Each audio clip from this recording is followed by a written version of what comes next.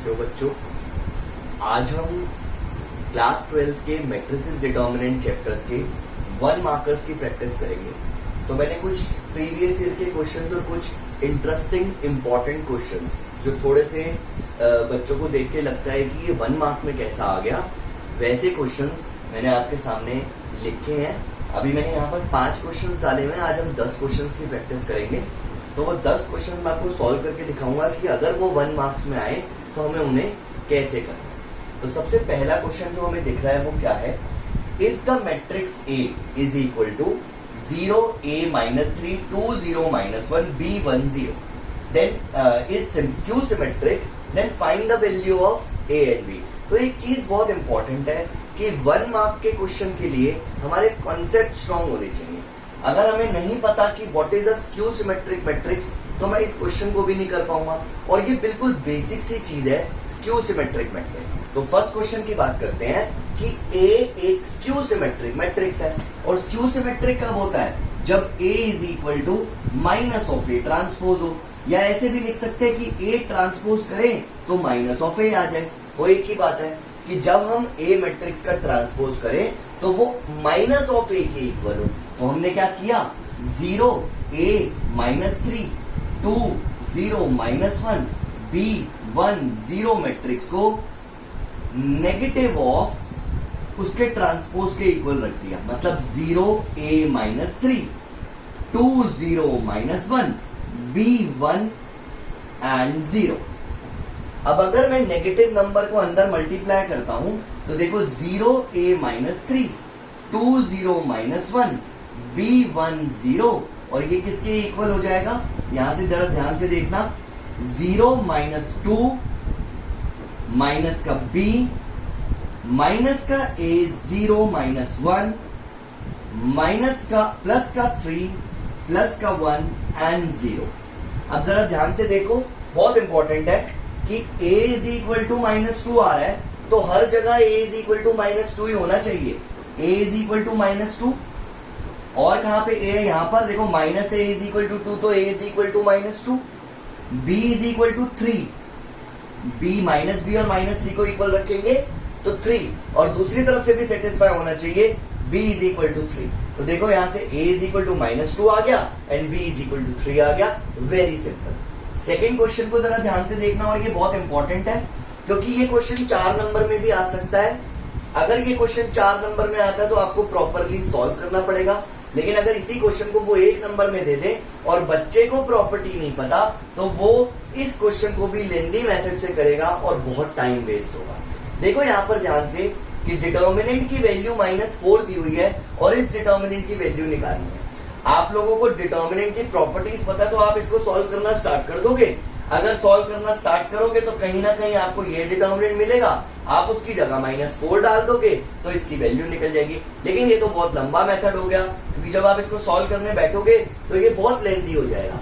हम जरा 4 नंबर के पॉइंट ऑफ व्यू से नहीं सोच रहे, हम 1 नंबर के पॉइंट ऑफ व्यू से सोचते हैं।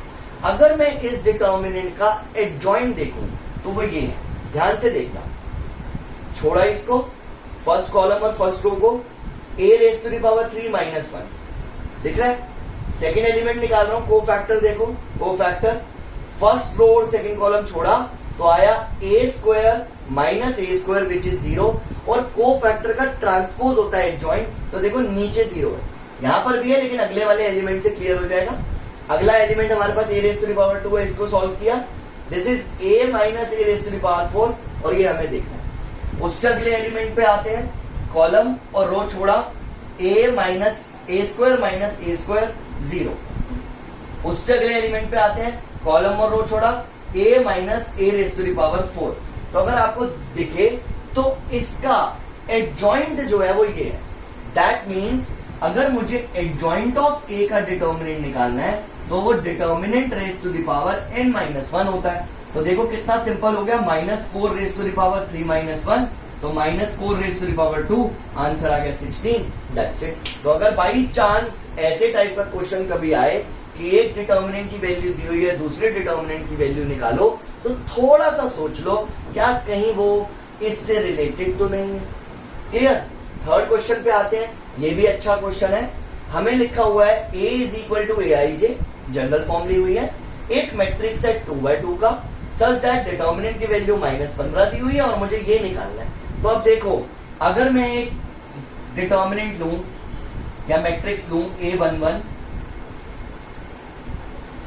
अब देखो अगर मैं एक मैट्रिक्स लूं A11, A12, A21, A22, जरा ध्यान से देखना, A11, A12, A21, A22, मुझे क्या निकालना है? A21 C21 plus A22 C22। मैंने आप लोगों को क्लास में बताया हुआ है कि डिटर्मिनेंट सॉल्व करने का तरीका क्या होता है कि हम किसी भी रो को उसके कोफैक्टर से मल्टीप्लाई कर दे तो डिटर्मिनेंट निकल जाता है। तो अगर इसको देखें तो ये सेकंड रो को उसके कोफैक्टर से मल्टीप्लाई करा है, यानी कि ये तो डिटर्मिनेंट ही है, तो इसका मतलब इसकी भी वैल्यू क्या होगी? -15। फोर्थ क्वेश्चन पे आते हैं।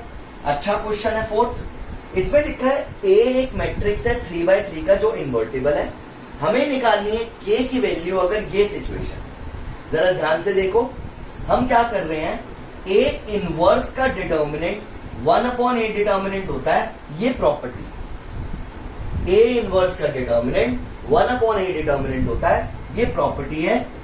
तो इस चीज का ध्यान रखना। अगर हम इसको चाहें तो हम ऐसे लिख सकते हैं, A इनवर्स का determinant is equal to determinant raise to the power -1। अब जरा यहां पर देखो, डिटर्मिनेंट A इनवर्स किसके इक्वल है? Determinant A raise to the power K के। हमें क्या गिवन है? A determinant A inverse is equal to determinant A raise to the power K, और इसकी वैल्यू देखो क्या है? Determinant A raise to the power -1 is equal to determinant determinant raise to the power K। तो जरा हम इसको अगर सॉल्व करें तो K इज इक्वल टू कितना आ गया? -1। एक बार दोबारा से एक्सप्लेन कर देता हूं कि हमें A इनवर्स का डिटर्मिनेंट पता है 1/A डिटर्मिनेंट होता है, ये प्रॉपर्टी है। तो इसका मतलब A इनवर्स का determinant A raise to the power -1 आ गया। तो हमें जो गिवन था A इनवर्स का determinant is equal to A determinant raise to the power K, तो हमने इसकी जगह determinant raise to the power -1 कर दिया जो हमें यहां से मिला था। तो इसका मतलब K की वैल्यू क्या आ गई? -1, क्योंकि बेस सेम होता है तो पावर्स भी इक्वल होती है। तो मैंने 4 क्वेश्चन सॉल्व करे। फिफ्थ क्वेश्चन पर आते हैं कि फिफ्थ क्वेश्चन है। फिफ्थ क्वेश्चन पर आते हैं।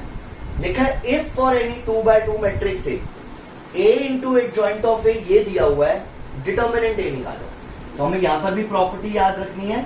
A इंटू एक जॉइंट ऑफ A जो होता है वो डिटर्मिनेंट A इंटू आई होता है, और डिटर्मिनेंट A इंटू आई हमें दिया हुआ है 8008। तो जरा ध्यान से देखो, determinant A is equal to 8 अगर मैं कॉमन ले लूं तो 1001 बचेगा। Determinant A I is equal to 8i हो जाएगा। तो इसका मतलब डिटर्मिनेंट की वैल्यू क्या आ गई? 8। तो ये बिल्कुल सिंपल सा क्वेश्चन था। बस आपको ध्यान रखना है मैट्रिसेस डिटर्मिनेंट की प्रॉपर्टीज जो मेरे असाइनमेंट में भी दी हुई है वो बहुत अच्छे से आप याद कर लो। अगर आप लोगों के पास असाइनमेंट नहीं है तो मैं आपको एक PDF जो है वो लिंक में डाल दूंगा ताकि आप वहां से डाउनलोड कर सकें। ठीक है।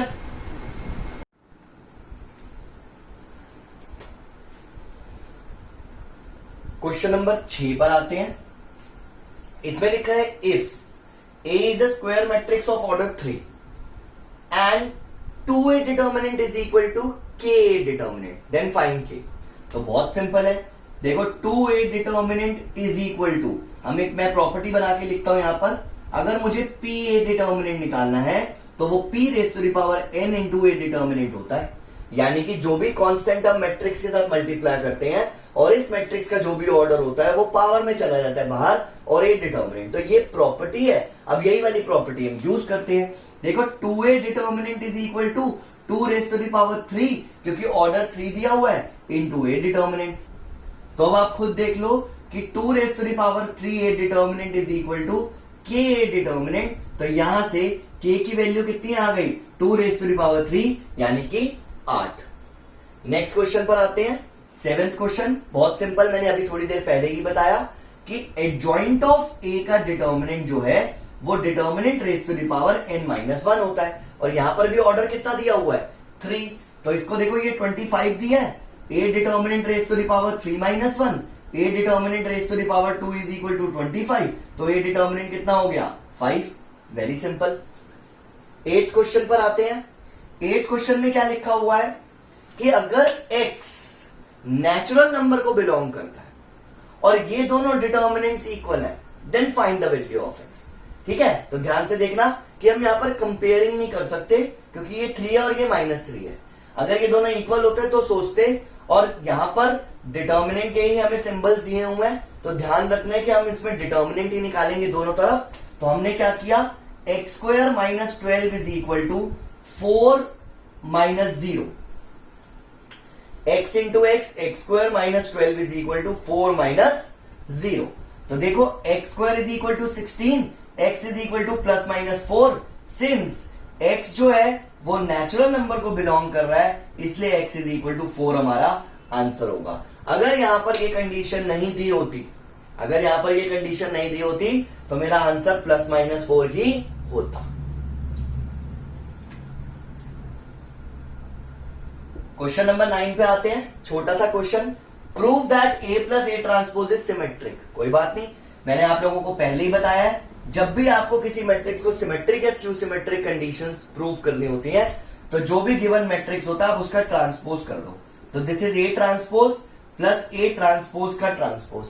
तो यहां पे आ गया a ट्रांसपोज प्लस a, जो इसका मतलब तो a + a ट्रांसपोज ही हो गया। तो अगर कोई मैट्रिक्स का ट्रांसपोज उसी मैट्रिक्स के इक्वल आ जाता है तो वो मैट्रिक्स क्या कहलाता है, symmetric. Therefore a + a transpose is symmetric matrix. और लास्ट क्वेश्चन हमारे पास 10th, बहुत इंपॉर्टेंट, बहुत अच्छा question. Right the number of all possible diagonal matrices of order 3x3 with each entry 0 और 1।